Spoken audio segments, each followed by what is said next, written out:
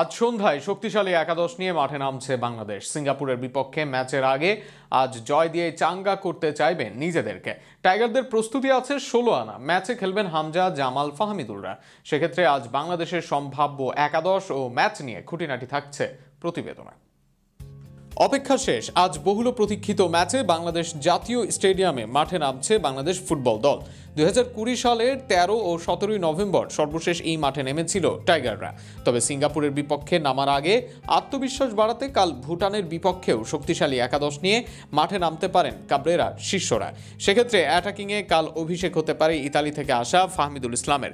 ইতালির চতুর্থ স্তরের ক্লাবে খেলা ফাহমিদুল খেলতে পারেন লেফট উইংয়ে।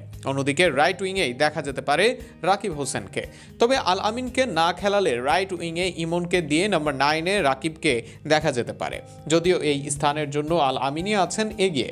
সামিদ সোম না আসলেও দুর্দান্ত মিডফিল্ড নিয়েই মাঠে নামার সুযোগ পাচ্ছে বাংলাদেশ।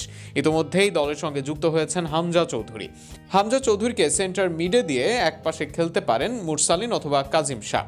অন্য পাশে হৃদয় কিংবা জামাল ভুঁইয়া থাকবেন একাদশে। তবে মিডের জন্য সবচেয়ে এগিয়ে আছেন হামজা, হৃদয়, জামাল ত্রয়ী।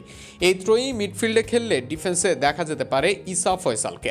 লেফট ব্যাকে খেলবেন তিনি। সেখানে সুযোগের অপেক্ষায় থাকবেন অভিজ্ঞ সাদ উদ্দিন। তবে সাদের ছোট ভাই তাজ উদ্দিনকে রাইট ব্যাকে দেখা অনেকটাই নিশ্চিত। সেন্টার ব্যাকে তারিক কাজী আর তপু বর্মনের থাকা নিয়ে খুব বেশি সংশয় নেই। এই একাদশের গোলবার সামলাবেন আবাহনীর মিতুল মার্মা। আজ সন্ধ্যা 7টায় মাঠে গড়াবে এই ম্যাচটি। এই ম্যাচকে সামনে রেখে গত 31 তারিখ থেকে অনুশীলন করছে বাংলাদেশ। 31 তারিখ কিংস অ্যারেনায় ও 1, 2, 3 জুন জাতীয় স্টেডিয়ামে মাঠে নেমেছিল বাংলাদেশ।